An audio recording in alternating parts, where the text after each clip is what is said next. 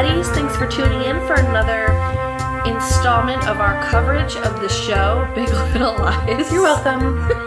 I way overcomplicated that. We're your Boob Tube Buddies. I'm Bethany. I'm Kristin. Just kidding. And tonight we are marathon podcasting, so if we seem even more unprofesh than usual, that's why. I'm going to shorten every word. Because we're a neeb.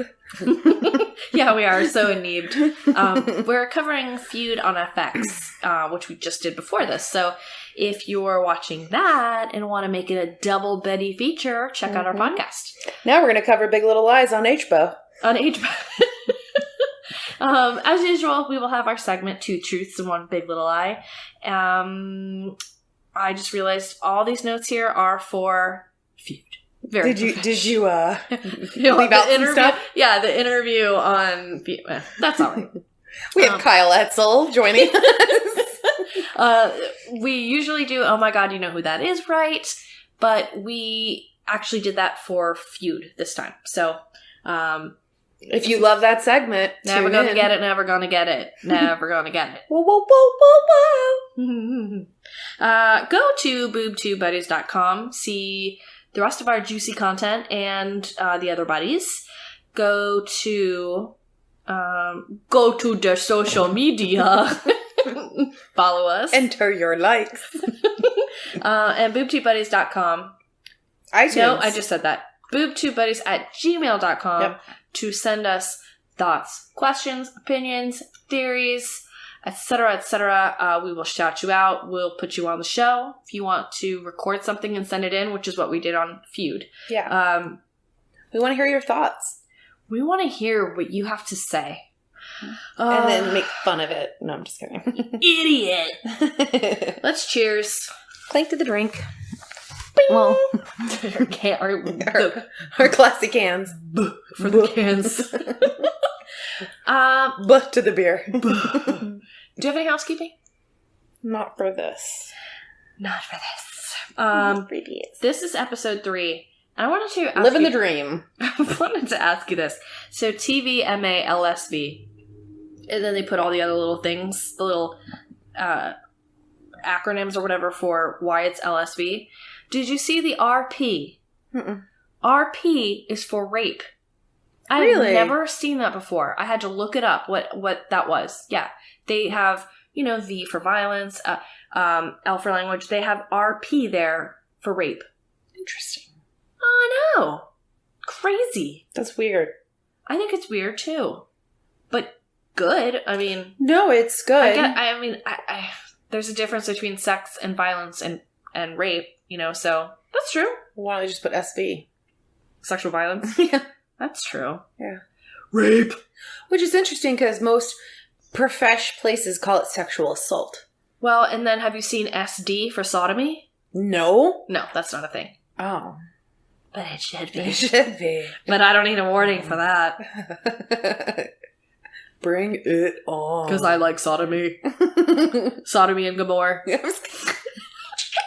Took the words. Girl in Blue Dress by Ocean. That's the scene. Oh, okay. Jane. I thought you were just making words and putting them together. Girl in Ocean. Wait, no, not Girl in Ocean. Girl in Blue Dress. Notion. Oh, Coors Light. All right, let's start over again. Hi, we're the Boob Tube Buddies. But in Jane is this you see Jane and she's watching in present time, and so at this point I'm thinking Girl in Blue Dress is Jane, right? Can we all just go ahead and make that jump? I'm pretty sure. Yeah. Both times I watched it in the beginning, that's not how it started. Well, maybe I took some creative liberties. And I like your creative liberties because I've been wanting to tell you since last night they finally revealed who the girl in the blue dress is. Yeah, so I didn't give anything away. We know it's Jane. Yeah. Amabella's B-Day. Yeah, she's sulking. This made me sad for Amabella. Me too, because you know how Renata's husband's like, it's gonna be great. She's gonna have so much fun. Look what we did for her. And I'm sorry. But, it's either because he's an adult or because he's male. But one person, specific person not coming to your party can ruin the whole thing.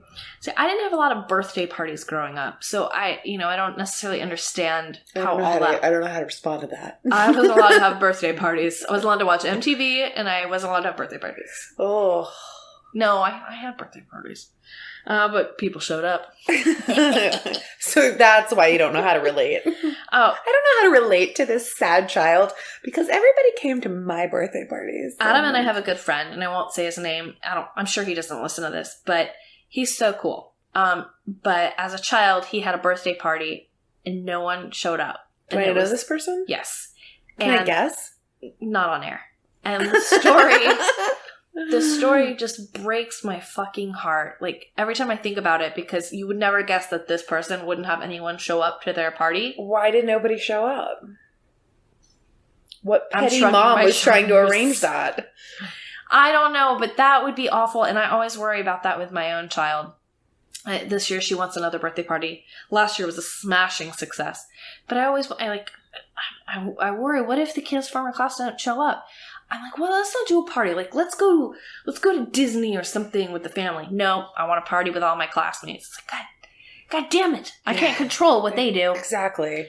So this made me sad. And Renata comforts her. And I think she either says, or you can tell she's having some regrets.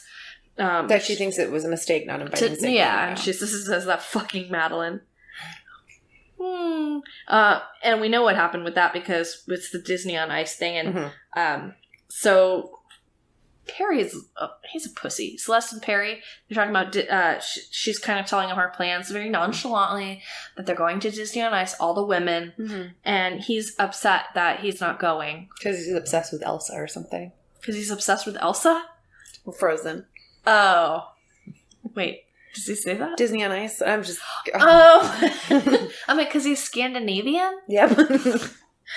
Being super Scandinavian cock racist right now. But he chokes her because obviously she deliberately did that, and you choke a bitch when she scams you out of going to Disney on Ice. So, I know I would. I'm going to reveal something a little sad about myself in the past. I've had ex-boyfriends. Oh, okay. Go ahead. I've had ex-boyfriends, that weren't so nice to me or whatever. So... Choke you? I've had boyfriends that weren't so nice to me in the past. And, thank God I married the complete opposite. But what I will say is one of my immediate reactions, because of... I've had a couple... was thinking... We're getting real. Well, I was thinking, Celeste, why didn't you tell him? He's going to get mad. Why wouldn't you tell him? He's obviously mad when you don't tell him things. Why didn't you tell him? Okay, so that... And my immediate back reaction, which led me to believe, God, fuck, I'm still apparently scarred in the back of my head. Well, it's that victim mentality. It stays with you. It has aftershock. And my immediate reaction when that happened was, this is Celeste's fault. Yeah, I mean, that... I didn't stick with that, obviously, because I completely snapped myself back. But I really think that's at the root of all of us, is that survival instinct. So when you're in that circumstance, you learn real quick what's going to be safest for you. Exactly. And then to me, in my opinion, was, okay, we've already seen him get mad and violent about her not informing things about changes with their kids. So why wouldn't you tell him this? But I guess he didn't know about the party. Well, I mean, no, and he heard about it from a friend, but... Rationally, we understand... Cover your bases, man. Right. And rationally, we know that that thought process is not healthy. Yeah, absolutely. I immediately snapped myself back. But it's survival, you know? Yeah. But which also makes me kind of admire that character even more. For not... To where she's like... Succumbing to She's like, I'm not going to succumb to it. Yeah. He's either going to change or he's not. And she does threaten to leave him, and he cries. Yeah. What we got here? Oh, I do love this. Renata does call Madeline. Oh my God, that whole conversation was the best. Both sides. I think Renata was taking a page out of Madeline's book with her insults.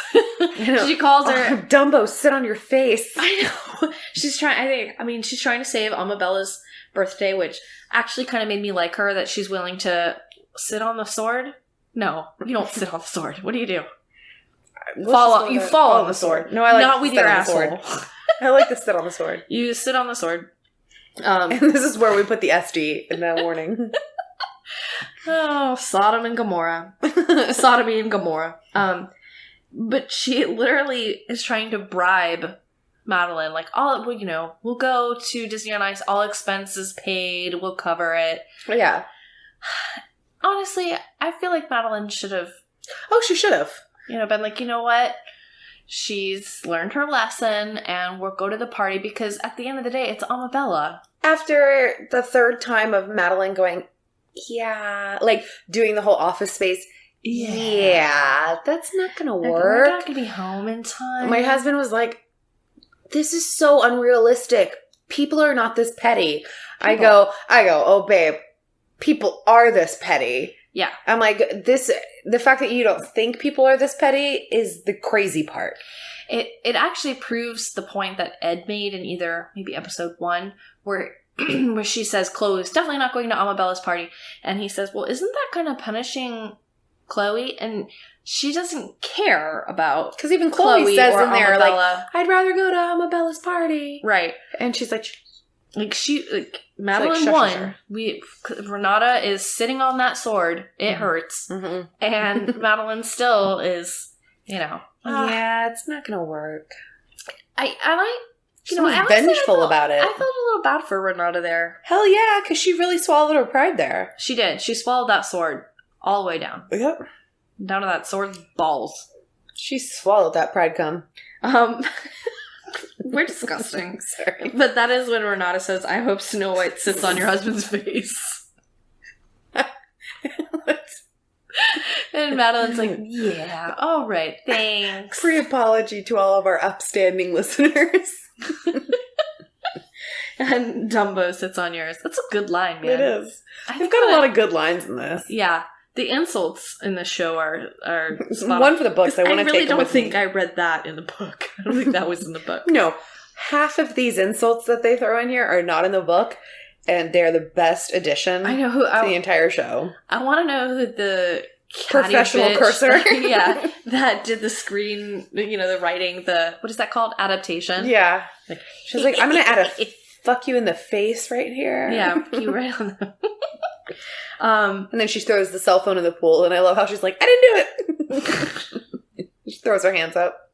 Because that's fine. Like a child. Yeah, exactly. That party bus to Disney on Ice.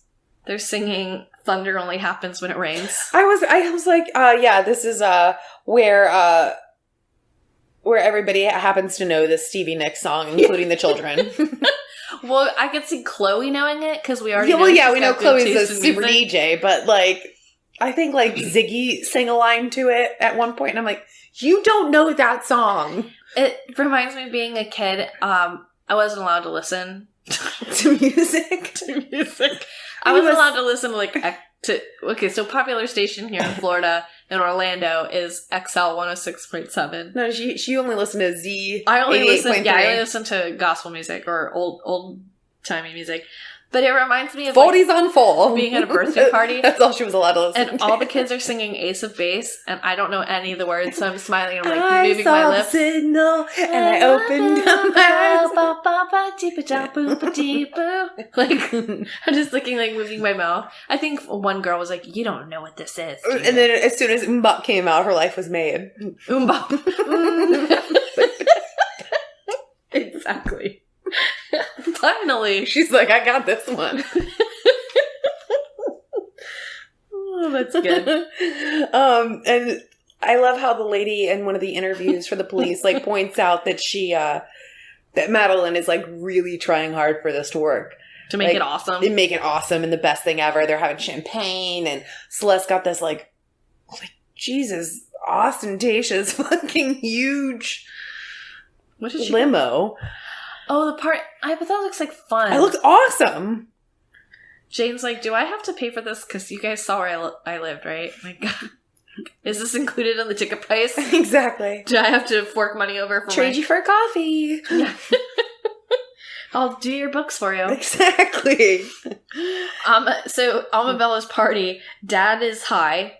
right? I'm assuming? Yep. Dad gets high with Spider-Man. And Bonnie is dancing way too sexy. Yeah, and all the husbands and wives seem to notice it, but honestly, she's fucking hot.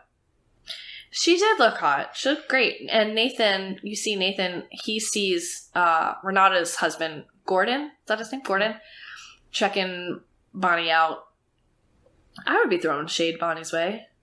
Oh, hell yeah. Why are you wearing a half shirt? She looks so hot. I would totally be throwing shade her way. Because people are that petty. We've already established this. But her husband seems so skeezy. Nathan? Yeah. No, not... Well... Oh, Gordon. Gordon, yeah. Those glasses. He kind of just looks like a cartoon version, in which I already know this guy usually plays a cartoon version, but I know his name, Nick Kroll. He kind of reminds me of Nick Kroll, like the douche from Parks and Rec. The douche! Yeah, like he kind of it could be like his brother or cousin or something. Yeah, I could see that. Yeah, and what was the girl from The Office, the one who played Dwight's love interest? Oh, Angela? Harper, the girl who plays Harper. Oh, right. She's like, I saw erections. Yeah. Can you imagine? I love that she's like, she didn't even call them boners. Erections. I saw erections. Why were you looking for them? Exactly. I doubt all the men of Monterey Jack, California have huge dicks that when they have erections are like splitting their pants open. Exactly. Or maybe they do. They've got tons of money. I want my dick to split my khakis open. I'll pay for it. I've got the money. But those gift bags. Holy shit, I want one of those. It's so... And I love how the lady was like, that was such a deft move. What does that mean? Deft means, like, perfectly done, like, perfect. I know, but why was that a perfect move? I guess, because the Disney on Ice was frozen. I think it was daft, is what I think it was. It's too much. Demasiado. I really hate gift bags in real life because gift bags only contain cheap little plastic shit that my kid looks at for a second and then they fall in the bottom of my car or in my house. That's the reason I get into a car accident. For me to step on or my almost 2-year-old to swallow and choke and die on. I hate gift bags. Cool tiny Olaf. I'll be sure to grab it out of my child's throat when he swallows it. Oh, this teeny tiny little notebook with 3 pages in it and a golf pencil. I have to save this and hold on to this because it was in a gift bag. Awesome. Sweet. Thanks, Mr. Smith. I mean, that cellophane was pretty. It was like unicorn. Like, just save the money. I think she got the money. Gift bags, they're expensive. And I don't think Renata's worrying about that, though. Well, her gift bag I would take, but gift bags in general... She's like, it contains an actual Elsa. Parents, can we, like, join together and, like, do away with party gift bags? Or, you know, like, give one thing. Not a gift bag full of the shitty... to me, gift bags candy that's in a piñata. Walking out the door with, like, cookies and throwing it in a bag that you give to mom. There you go. Something like that. I'm okay with cookies. I don't need any more plastic shit. I can't tell you how many McDonald's plastic toys I have. So should I take this gift bag that I brought you for our double recording? It's full of like those little tops and the mini Slinkies that don't do anything. So these toy Jessica Langes. Just throw that out? Okay, cool. I would take a toy Jessica Lange. I'm embarrassed. I can't believe I brought you a gift bag for this. My daughter comes home from a party. I'm like, what was the theme? Why are there miniature Jessica Langes in the gift bag? What the fuck was this? That's amazing. I don't know, but hold on to it for years. Years. Then we pan to Ed kind of overlooking another typical family fight with Madeline and Abigail, which I kept writing as Hannah. Her name's Abigail, right? Not Hannah? Well, no, Madeline isn't in this one. It's just Ed and Abigail. Because she's outside taking pictures and he's kind of looking at her and she comes inside. Oh, right. And Ed says, or Abigail says something to Ed about him threatening Nathan. Right. And I'm sorry, what the fuck is wrong with Nathan? He's such a pussy. He's such a pussy. To tell the daughter. Why are you still harping on this? Yeah. Are you kidding me? It's, yeah. If you're a man You get over it. You know in the back of your head you can kick the man's ass and you don't need to discuss it. If you're a woman, you don't talk to your kids about it and get them involved. It's the fact that Abigail knew anything about that is gross. Right, especially to the teenager who you know is already having issues at home and you just want her to not like it. Just feeds off of, it's a sly way. And I love that Ed was like, well, honey, agitation is her preferred state. Yeah, I know. He's so sweet. And he defends husband. her. He is. He says all the right things. He must have a micro penis. He's got to. Because you can't be that wonderful. Mm-mm. That's all right.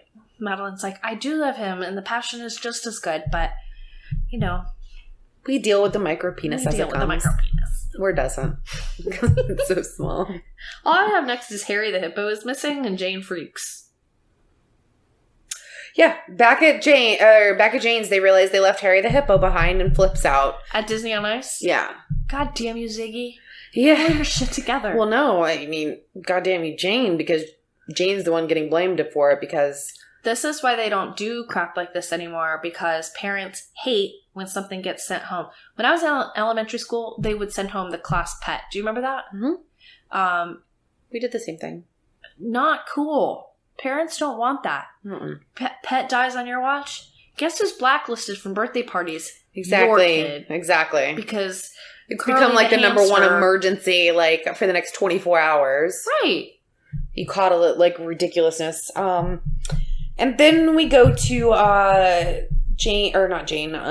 Madeline's play. Avenue Q. Yeah, Avenue Q. And we find out it's getting shut down. She wants to call the mayor. Why did the mayor's like, stop fucking calling me about Avenue Q? Yeah, she's going to get legal action. They pretty much laughed at her. We're running out of Monterey cheese. That's the emergency. We need more cheese, not Avenue Q. And Renata might have something to do with this. So, and the director, again, there's some flirting here. Yeah. Like, I don't get this Madeline, edition. Such a bulldog. I wonder if they're going to do anything with this edition. I don't know. We'll see. You want to do 2 Truths and 1 Big Little Lie? I do. All right, let's do it. Let's play a game called 2 Truths and 1 Big Little Lie.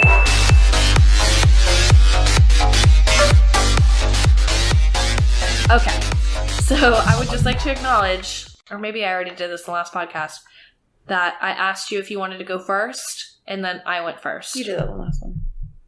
I'm repeating myself. That's cool. Do you want to go first? No, you go first, because I went first in the last one. Okay. I will say I took a page out of your book this time, and I simplified my 2 truths. Oh, see, I did the opposite. Did you? Yes! Perfect, we're balancing each other out. Because you've been so detailed, so I'm like... Mine's like, Laura Dern has... scabies. I do love an STD fact. I have a question. Did you get one of your 2 Truths and a Little Lie? What was I watching the other day? I was watching something where they talked... Top Chef? No, where they were talking about Shailene Woodley's need to vitamin D her vagina. I read all that. I didn't watch They actually mentioned it on a show that I was watching the other day, and I'm like, really? I wonder if she saw that. No, I looked it up need online. to figure it out. What was it? So I did mine on Laura Dern. Okay. And this is a compliment to her. She's really boring. And by boring, I mean, like, just a good person that acts and is a stand-up woman. Doesn't get involved in celebrity nonsense. Yeah. So, I don't know how interesting mine are. But, here we go. I feel like you're throwing me off. Truth 1. Laura Dern has been known to have relationships with her fellow male co-stars.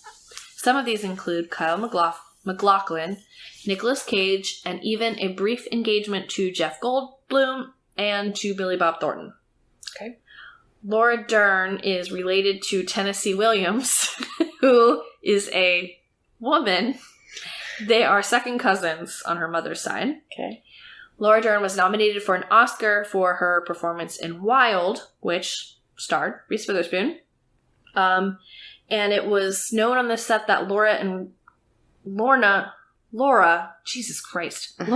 Reese didn't get along during filming, and it sparked speculation about her being cast with Reese again for Big Little Lies. So, Kristin, which is the lie. Number one? Number one? Wrong! Okay. Is it the third one? Yes. Is she's okay with... They're okay. She's a lovely woman. Yeah, I'm sure she is. I didn't think she was engaged to Billy Bob Thornton, that's why. I was going to... In that one, I played with a lot, because I was going to say she was married briefly to Billy Bob Thornton, but that was pushing it. Okay. Getting better. I like it. I like when you get it wrong. All right. Well, let's see what you do. Let's see what you noodle. Let's see what you do. All right. Truth 1. Credits to the production for Big Little Lies go to her production company, Little Miss Type A. Wait, remind me who this is about. Reese Witherspoon, I'm sorry. All right. You're like Laura Dern. Do you want me to go again? Yes. Okay. Credits to the production for Big Little Lies go to her production company, Little Miss Type A. Truth 2. At the Oscars, Ryan Phillippe handed her the envelope allegedly because she made more money than him. Truth 3. Reese regrets turning down roles in Scream, Urban Legends, and Romeo and Juliet. 2. 2's a lie. It is not. 1. You lost. It's 1. Her production company is Little Miss Type A, but actually the production company that worked with Big Little Lies is Nicole Kidman's Blossom Films. I wonder if they went back and forth for that. I don't know. I feel like they all get along. But I figured I threw you off with a lie about Reese to Nicole. I do the vice versa. You got me. You got me. So far you're up 1. I have 0. Well, that was 2 truths and 1 big little lie. And 1 big little lie. When we come back, welcome back. Welcome back. Oh, welcome back. Welcome back, welcome back, welcome back. Perfect. A school meeting, and they talk about the trivia night theme, which is going to be Audrey and Elvis. Mm-hmm. I love Reese Witherspoon or Madeline's reaction to that. What did she say? She's like, oh, perfect. And then we have that meeting about Abigail's GPA, and she basically says she wants to live with Dad. She's stressed. That school meeting. Yeah. I was thinking about the other school meeting. Okay, so don't talk about trivia night here. No, not yet. I screwed up. Sorry, guys. My bad. Before this, we were going back and forth because we were confused about it. Sorry about that. While Abigail's talking about her GPA, the principal's like, let's pivot here. Yes, but the real important issue is Elvis and Audrey. Our trivia night. Sorry about that. So Abigail doesn't want to live at home because she can't be herself. Gag me. This was just such a teenager moment, all the way up into her being in the office and playing on her phone, and Maddie being like, stop it, and her being like, ugh. Yes, it was. It was just so... And that they indulge her and give her way. That's what I'm saying. I even put a note, I hate teenage girls, especially myself when I was 15. I'd be annoying like that. I know. Well, and, maybe Madeline is kind of thinking, you want to live with your dad? Go.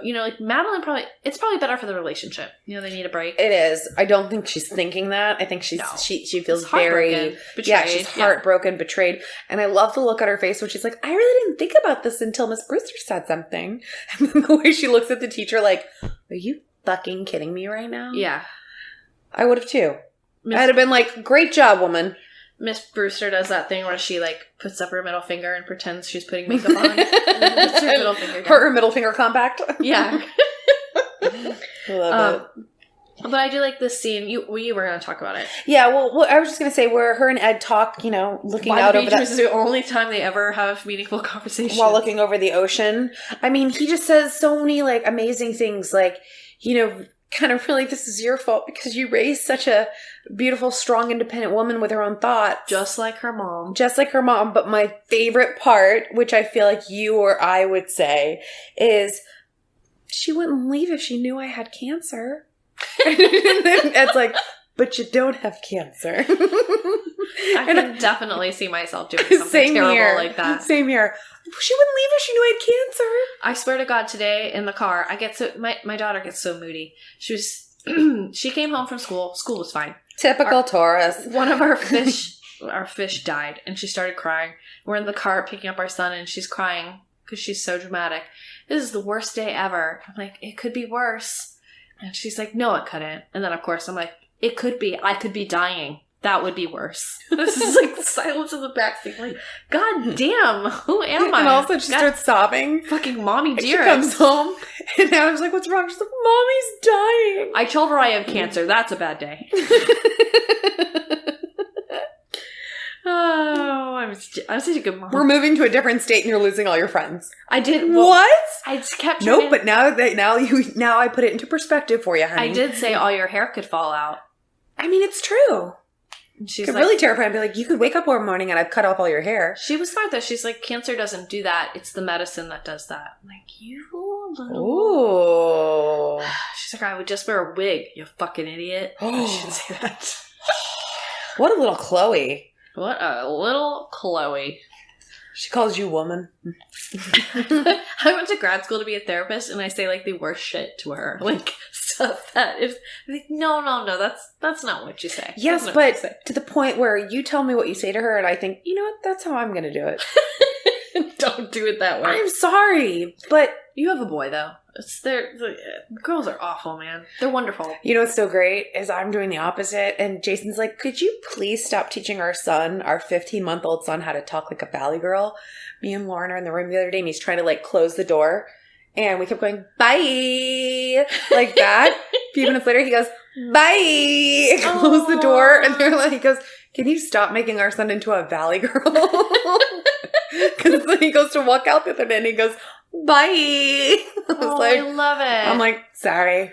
Well, you know I want our sons to get married someday. Well, it's going to happen. Much to the chagrin of our husbands. I mean, Max does love it when I put my makeup on. He like stares at me when I put my makeup on.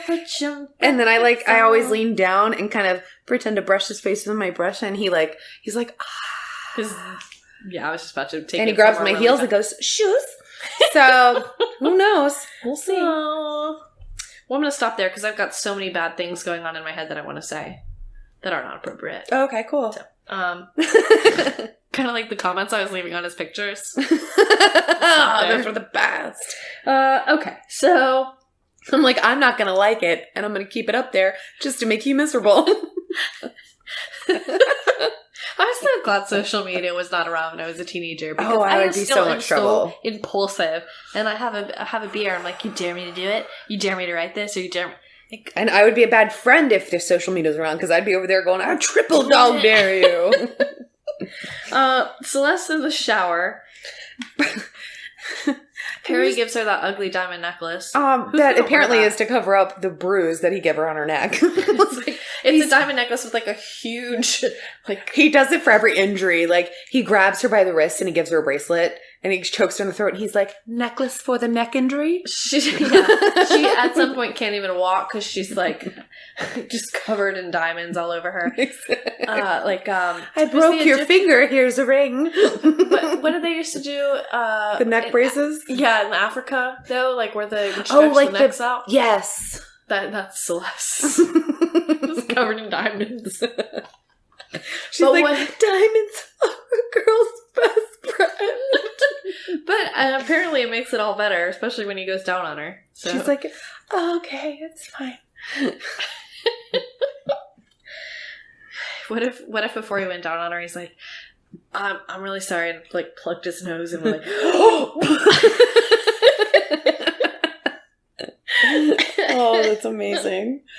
So Renata goes to her husband's office and starts talking about how Amabella might need to see a psychologist, and then she finally mentions that Amabella's gifted, which I brought up before. Yes, they talk about that in the book a lot, so I'm glad that they finally mentioned it. Yeah, mentioned I thought the same thing when I was like, oh, good, they actually did mention it, like Bethany had said. And then she suggests that they get a clown because now they have psychologists out there that dress as clowns, so the kids won't know they're talking to a psychologist. Just great. That's what the profession needs. It needs another thing to laugh. Well, it puts a whole new spin on being terrified of clowns. Oh my god.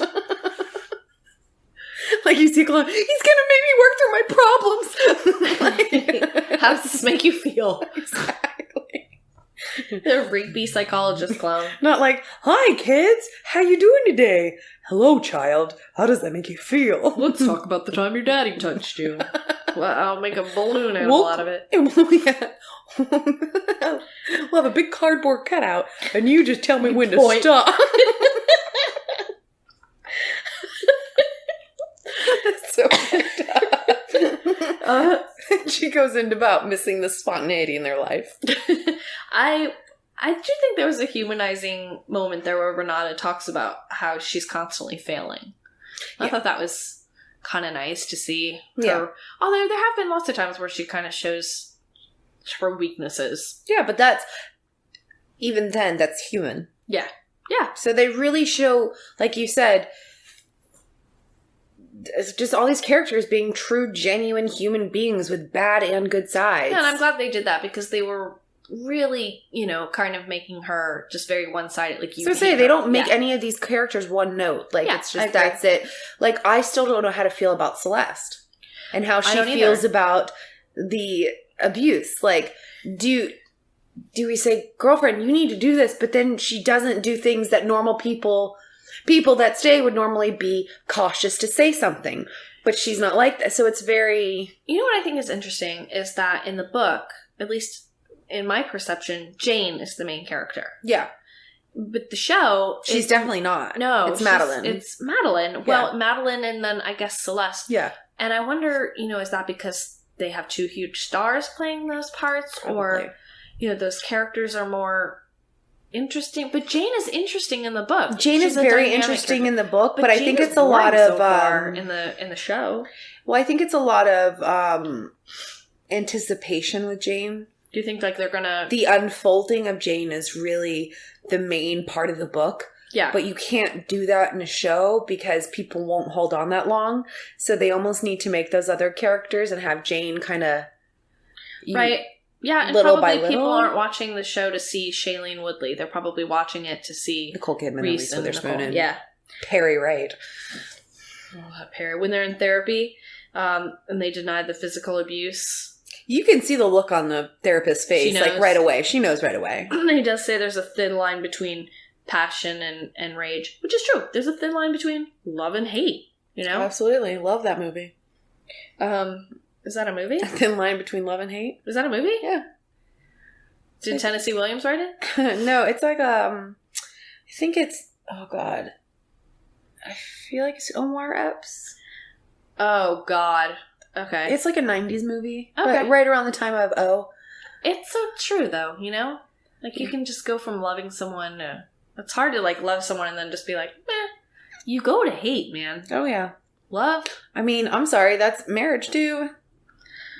Do you know what I mean? Like the passion, there's a thin line, I think that's good. I think that can be a good thing too, as long as it's handled healthy.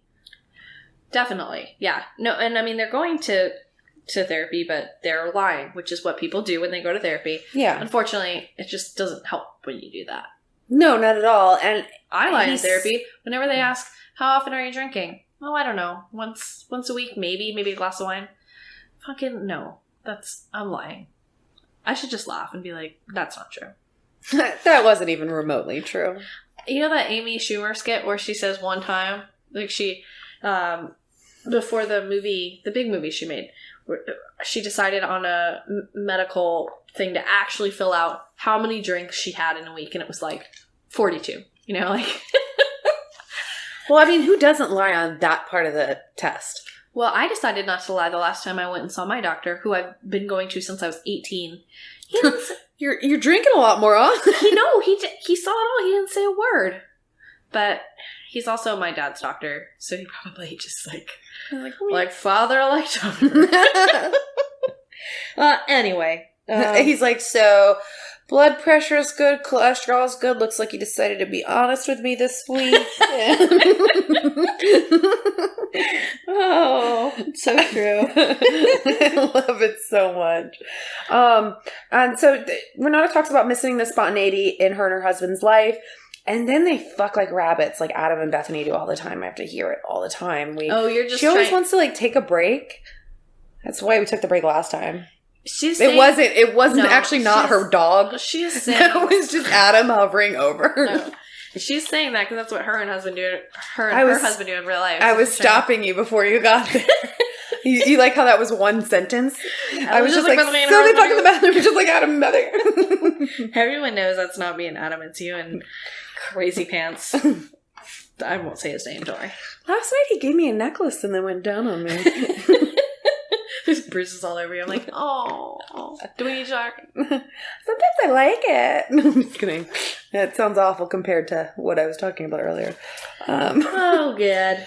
Anyway. But now we get to the Elvis and Audrey. Yes, the other school meeting that we're talking about two different school meetings. Nathan tries to assure Madeline that the Abby thing is not his idea. And then brings up Ed again.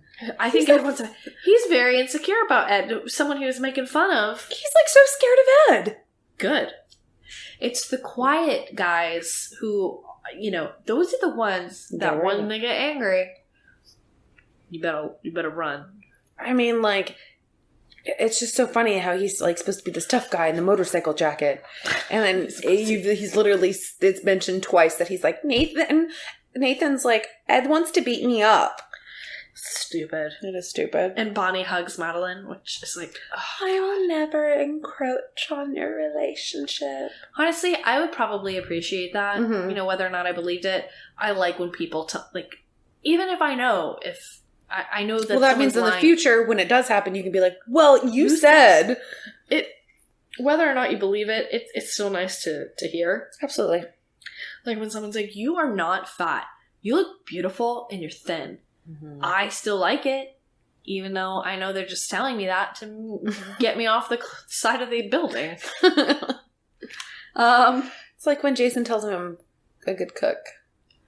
Right. Oh my God, exactly. I'm a terrible cook. But, if Adam doesn't immediately say, as soon as I put that plate down, this is good. I'm like, you don't like it? It's bad? You don't like it? It's gross? He's like, what the fuck is that supposed to mean? No, he's really got to go on and on and on about it. And because otherwise, it's no wonder we eat out all the time. I wouldn't want to eat my food and then to have to be like, this is delicious. It's so good. Nom, nom. He leaves like a bite left. I'm like, it was disgusting, wasn't it? Never. I don't know why I bother cooking. Like, I'm the worst. Ziggy goes to T-ball. He hits a home run the end. Sorry. That wasn't in the book, was it? I don't think so. All the scenes with Jane are kind of boring in this episode, maybe? Let's see. Abigail moves her things back. Right? Oh, yeah. Yeah, and they have that little moment. I think it's kind of bitchy. She won't give Chloe her room. If I were mom, I would like that. Because I'd be like, oh, she's not really leaving. That's true. She's keeping her roots here. Yeah, I mean, she definitely says multiple times that she's not gone. Yeah, and I'm sure that made probably both of them feel better. And then Chloe had that playlist, which was a good moment. We got that family. We have this blowout with Ziggy over the. So let's get to the real thick of the episode. Let's do it. Let's just get there. Let's just do it. So, Jane got the dates wrong, and the family tree is actually due tomorrow. Madeline comes over to help. And says, okay, Ziggy, you need to draw the tree, and then let's start out with the mom and dad first. Jane tells him, you don't have a dad. Your dad doesn't have a name, you don't have one. And Ziggy tells her pretty much it's horseshit, Jesus Christ, gets into his room, and then Jane's story is revealed. Yep. Jane is the girl in the blue dress. She gives the name of Ziggy's dad, Zach. Mm-hmm. Saxon Banks. Mm-hmm. Zaxby's. He owns a fast food soul chicken place. But they met in a bar. They got a hotel room. And he's a super handsome guy. But then he changed. And she tried to resist him. And basically, he raped her. Yeah, I thought it was really cool. Artistic, cool, whatever. How they had her in the bathroom watching it happen to her. Yes. I thought that was interesting. Yeah, those were cool cuts. And that it shows you why in the very first scene of the very first episode that what is it called? A bathroom. No, the shade comes up. Remember you asked if it was going to happen every episode, and that's from the hotel room. Yep. Yes. And Madeline's the first person she's ever told. And the name of that father is not going on that fucking poster board, which just reiterates my point that this project is stupid and hurtful. I think these days it is. Yeah, you can't do this kind of shit. Yeah. Monterey Jack, where everyone is white 2.5 kids, they think they can do that shit. Mm-hmm. It's true. Madeline's sobbing. I don't know if I'm a huge fan of these flashbacks. I mean, I know we kind of need them. But yeah, I'm never a fan of a flashback or a dream sequence. It always seems like a cheap device. Mm-hmm. But I like how they did it well in the reflection of her being in the bathroom and watching it happen. I thought that was interesting. I did, and honestly, I think that the show's doing it fine. Yes. But I get what you were saying, that it does get a little tired. Like, every episode, are we going to have these? Is that just... And I really do think we will. And that is hopefully they keep doing them well. And that's the problem between, when you try and take a book and make it into a movie. Because in a book, it works. Mm-hmm. But in a movie, not a movie, but you know what I'm starting to say. What I'm starting to say. Or a TV, it's just, it can come off a little cheesy. Yeah. I mean, the one thing I think we can both agree on that I said earlier is, when is the soundtrack coming out? Oh, yeah. The music, again, is so good on this. It's really, really good. And we do have that sex with Renata and her husband. No, not the sex. She says to her husband that sex is different than desire. Yeah. Which is so true. But don't you sometimes feel bad for men? They're so simple. Their brains are so simple. And they think you want something, and for them it's the same. But it's not the same, and they just can't do right. Those poor lugheads. They just can't get it right. I am shaking my head. I'm nodding my head vigorously. I absolutely It's not their fault. We're expecting too much of them. They're animals. They're, just puppy dogs. Mm-hmm. And we're expecting them to be humans. And we expect too much out of them. Adam's going to listen to this and be like, fuck you. I mean, I think we're making up for a lot of JP's comments here. Yeah, right. Exactly. Me saying this, and I can't figure out Twitter. I can't figure out how to save any of our files he has to show you. He's like, come here, Kristin. Bethany says she doesn't like to figure out anything that's hard. Hey, normally that's what people are accusing me of, so I felt good in that instance. Let's see. And then watch us having to record this all over again because Kristin didn't save it right. No. Police interview. Talking about the women. Someone breaking in. Was that breaking bones. Breaking bones. A lot of bones were broken. Bones were broken. Okay, I misheard that. People are breaking in, breaking bones. Oh, that is... Okay, that's the whole part I lost. Okay, so I'm going to have to feed off of you right now because that's the whole part I lost and I wasn't able to get back. That's fine. But there was the part where Perry asks her, I can't tell, are you happy or you're sad? Yeah, I like this part. And she says she's sad because my husband doubts my love, but happy because I'm hopeful. And they dance. Mm-hmm. And it really is a sweet moment. And it is a very sweet moment. I love her dress. She looks I was just going to say she looks gorgeous there. I love her dress. And what does he say? Don't give up on me, baby. Yeah. And you hope that he can, but honestly, abusers don't really change. But yeah, it's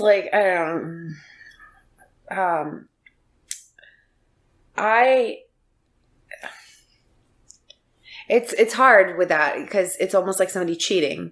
Yeah, right. I want to see it work out, but do I? Yeah, right. Exactly. I don't want to see any people in love not be able to work it out. Mm-hmm.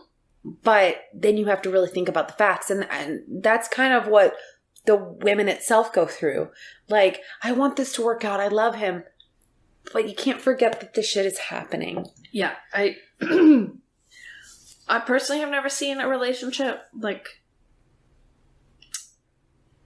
it does not flourish after that kind of shit happens. Yeah. Right. It does not. It's just...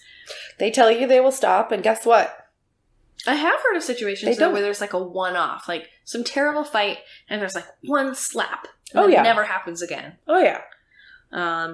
But that doesn't seem what's going on here. No, there's a difference. To me, I'm sorry, like, even now, like, there's a difference between passionate, angry, like, in your face, get out of my face, push once, whatever, passionate, intense fighting, to constantly having to watch what you say and how you approach things with the other person because they might put their hands on you. There's a huge difference between a huge passionate fight.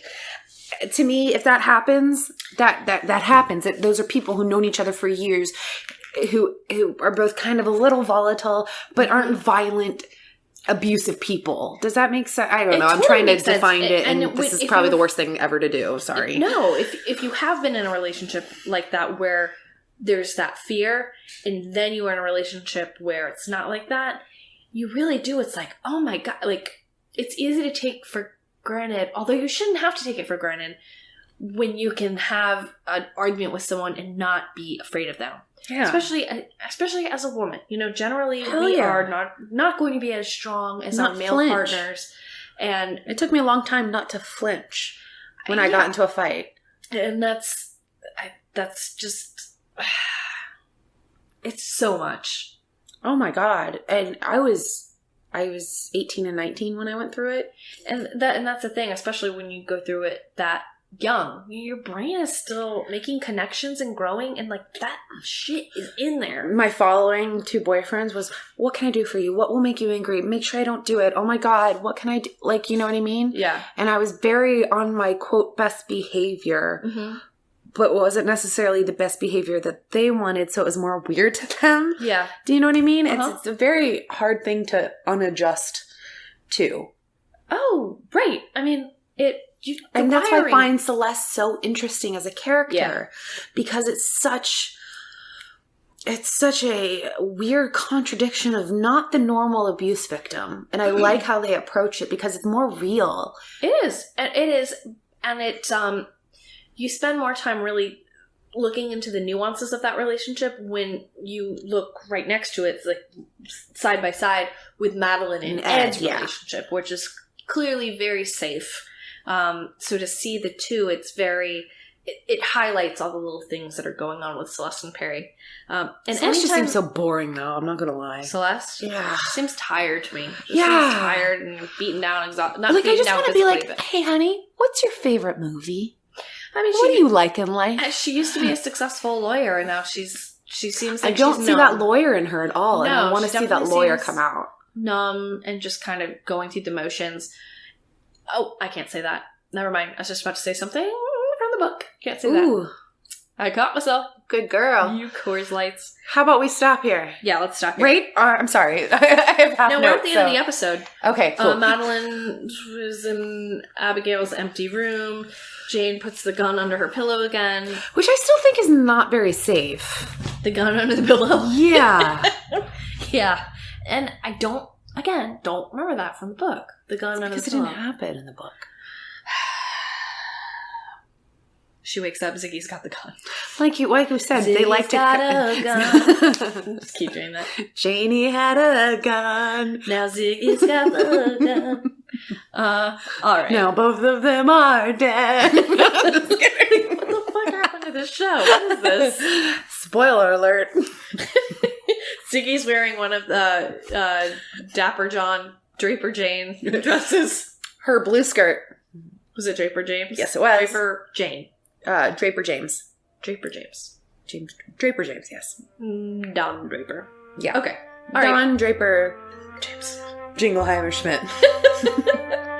Well, until next week, little buddies, good night. Good night. Bye-bye. Bye.